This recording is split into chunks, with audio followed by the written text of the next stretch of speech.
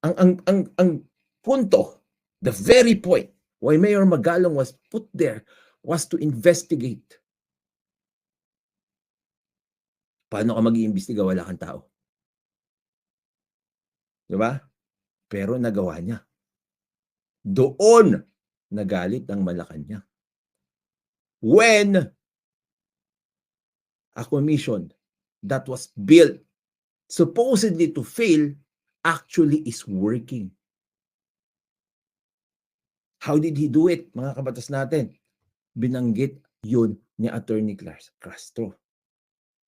Okay? They did not think Mayor Magalong can do it. Kaya pag maririnig nyo dito, mga kabatas natin, no?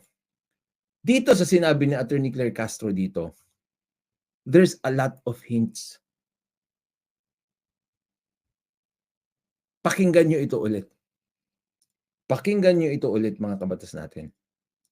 Po ay under sa DILG. At alam naman natin, sinungaling tong taong to, di ba? We've proven that many times over and over.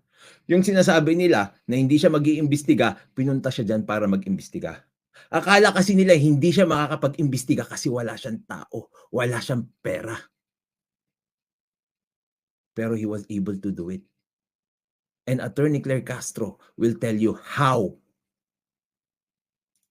ni Mayor Magalong at gawa ng Baguio City sa St. Gerard na pag-aari rin Itong po St. ng Gerard na yan, mga kabatas natin, totoo naman na may project sila doon. Pero I explained that to you already. Watch the video na lang.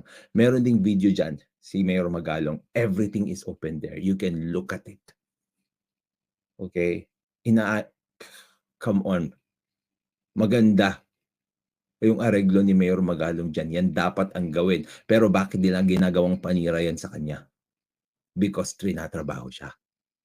mga Tignan nyo. Diskaya. Opo, batid po natin at kinikilala po ng Pangulo ang ambag o naging ambag po ni Mayor Magalong at siya po ay tinalaga bilang special advisor.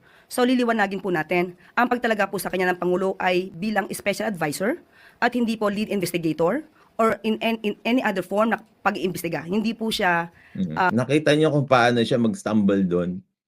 Not in any form ng pag-iimbestiga. Tapos sasabihin niya yung hint, mga kabatas natin, how Mayor Magalong did it.